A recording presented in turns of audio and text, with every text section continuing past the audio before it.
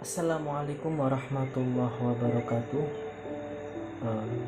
Jumpa lagi teman-teman semua dalam channel YouTube Zulfa Nuruddin Al-Maksum.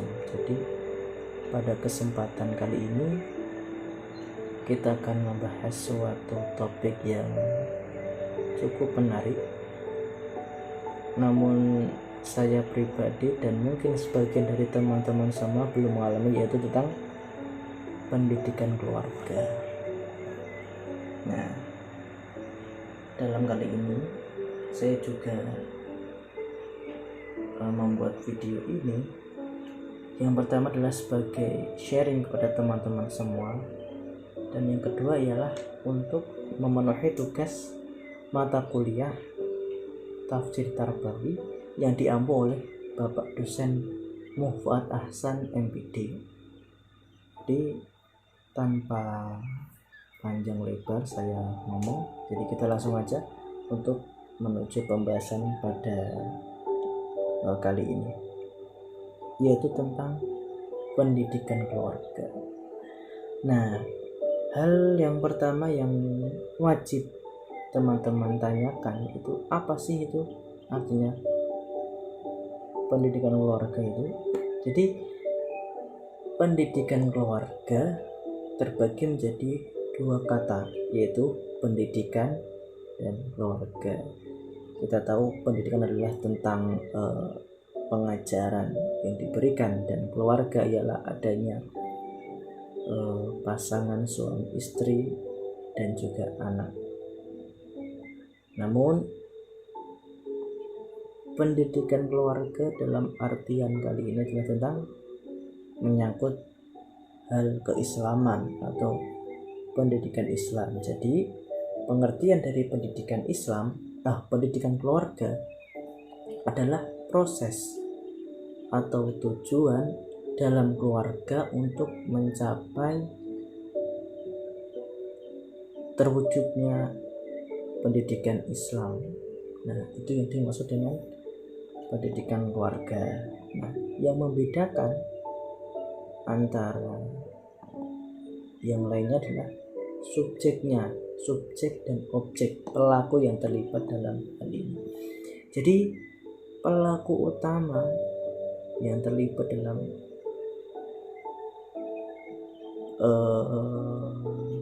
hal ini, pendidikan keluarga ini, adalah yang pertama adanya seorang ayah atau suami. Nah, ini sebagai kunci atau pelaku utama dari keluarga. Nah, yang kedua ialah adanya seorang ibu atau istri. Nah, ada suami pasti ada istri, kalau tidak ada suami tidak mungkin ada istri, kan gitu. Jadi ada suami dan juga ada istri. Lalu yang ketiga adalah adanya buah hati atau anak.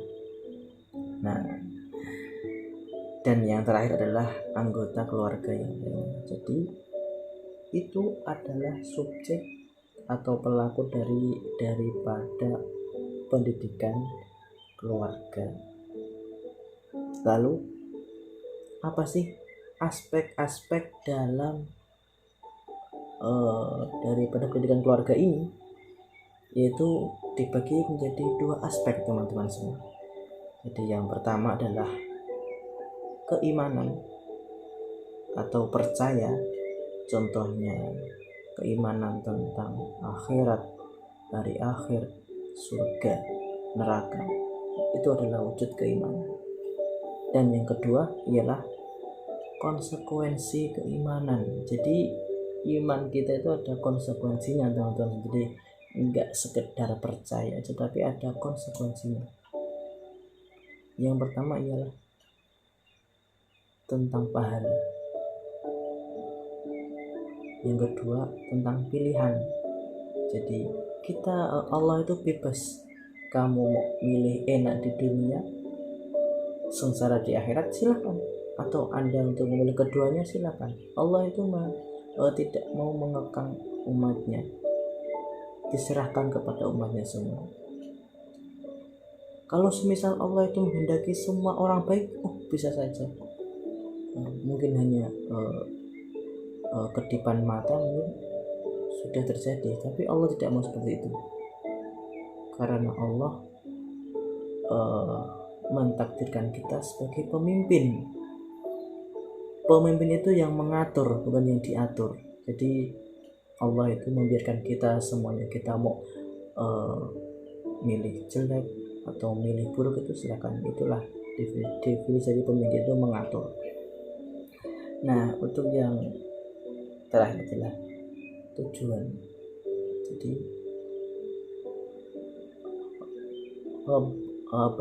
pendidikan keluarga ini memiliki tujuan. Apa itu tujuannya?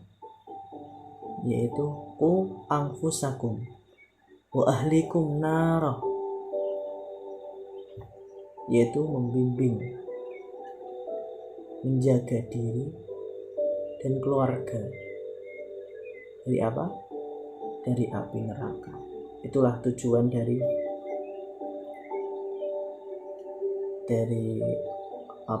pendidikan keluarga tadi. Lalu selanjutnya, dalam hal berkeluarga itu juga ada level-levelnya teman-teman semua. Jadi nggak hanya sekedar kesenangan duniawi, enggak ya, maksudnya bukan tentang hanya kesenangan, bukan hanya tentang kebahagiaan, tapi ada level-levelnya. Nah, di sini menjadi ada level dasar atau basic, level tengah, dan level atas. Untuk level pertama sendiri yaitu level basic, itu keharmonisan teman-teman. Jadi keluarga itu harus harmonis, jangan sampai ada pertengkaran yang menyebabkan perpecahan, tidak boleh, jangan sampai. Harmonis itu mudah sekali untuk kita mengucapkan teman-teman. Jadi kita mengucap harmonis, tapi yang susah itu tentang realisasinya.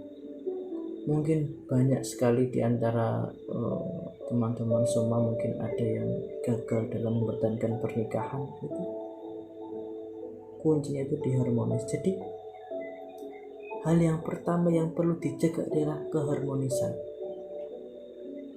Nah, setelah keharmonisan ini tercapai, kita menginjak ke level atasnya, yaitu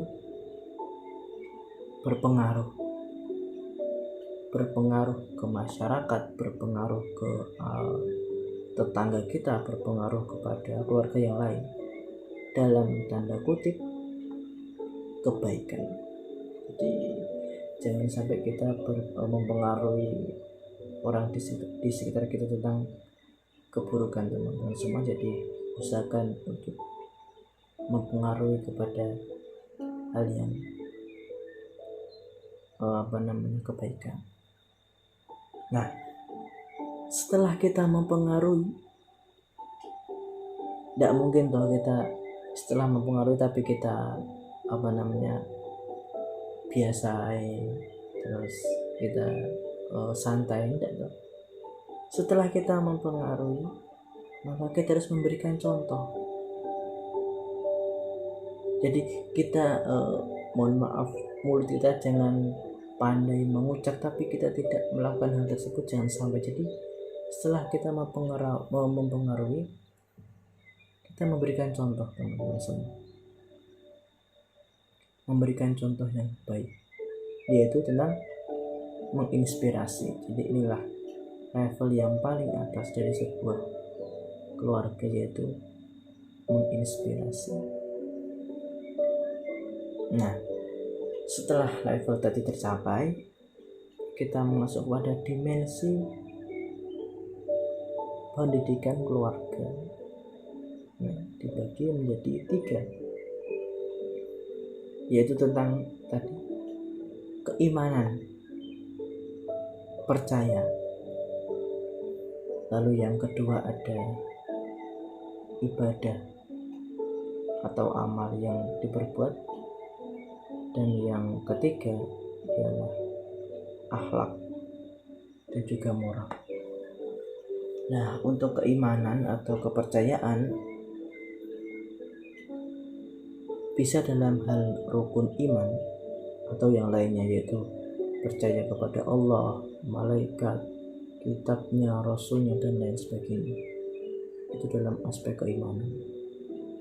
Nah, untuk ibadah yang utama adalah ibadah wajibnya dulu, sholat, zakat, puasa. Lalu kita merembet ke yang kesunahan, sholat sunnah, sholat rawatib, puasa Senin Kemis, sedekah, dan lain sebagainya. Nah, untuk yang akhlak ini sebisa mungkin kita, contohnya kita melakukan kejujuran,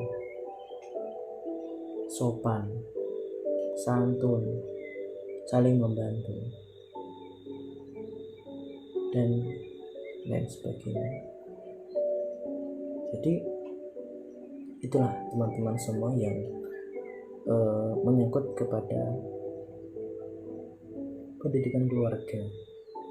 Jadi dalam Al-Quran itu ada teman-teman tentang perintah atau petunjuk untuk daripada dilaksanakannya pendidikan keluarga, yaitu terdapat dalam surat At-Tahrim ayat 6 yang artinya, hai orang-orang yang beriman, peliharalah dirimu dan keluargamu dari api neraka yang bahan bakarnya adalah manusia dan batu. Penjaganya malaikat yang kasar, keras, dan tidak mendurhakai Allah terhadap apa yang diperintahkannya kepada mereka dan selalu mengerjakan apa yang diperintahkan. Nah, itu adalah tentang perintah untuk menjaga keluarga kita. Jangan sampai kita naudzubillah menggiring anggota keluarga kita kepada nerakanya Allah. Jangan sampai, teman-teman semua. Dan dalam pendidikan keluarga ini kesimpulannya adalah terdapat 3 subbab, yaitu tentang motivasi, visi, dan praktek. Nah, untuk motivasinya tadi sudah dijelaskan dalam ayat Quran surat At-Tahrim ayat 6, yaitu tentang anfusakum wa ahlikum naroh, menjaga diri dan keluarga agar tidak terjerumus ke jurangnya neraka. Nah, itu adalah motivasi. Yang kedua ialah tentang visi. Jadi visi ini kita mulai dari diri sendiri, dari diri kita sendiri, lalu ke keluarga, dan akhirnya kita mempengaruhi atau menginspirasi orang lain. Dan untuk hal prakteknya, jadi kita mengajarkan ke anak-anak kita tentang kebaikan, tentang ibadah, sholat, tentang untuk meneladani sifat Rasulullah, perilaku Rasulullah. Kita mengajarkan ketakwaan kepada Allah. Jadi itu tentang praktek. Dan perlu kita ketahui bahwa madrasah yang pertama ialah dari keluarga sendiri. Nah, jadi teman-teman, jangan sampai teman-teman semua yang sudah berkeluarga maupun belum mengabaikan perintah Allah yang satu ini, untuk menjaga keluarga kita, untuk membimbing keluarga kita agar ke jalan yang benar. Dan teman-teman semua mungkin sudah jelas tadi yang saya utarakan. Jadi memang untuk kali ini kita relax, kita santai aja dalam pembahasan, karena tujuan saya adalah hanya sharing. Dan untuk teman-teman semua, jika ada kesalahan atau kekeliruan, silahkan komen di bawah untuk revisi atau kesempurnaan dalam video ini, jadi bisa saya perbaiki untuk kedepannya. Dan untuk teman-teman semua, terima kasih telah mengikuti dan mendengarkan video saya untuk kali ini, dan mohon maaf atas kesalahan yang saya perbuat, maupun itu pun kalau saya sengaja maupun tidak. Secara pribadi saya mohon maaf yang sebesar-besarnya, karena semua kebenaran tadi adalah datang dari Allah Subhanahu wa Ta'ala. Dan teman-teman semua, terima kasih telah menonton video ini. Saya akhiri, wallahul muwaffiq ila aqwamit thoriq. Assalamualaikum warahmatullahi wabarakatuh.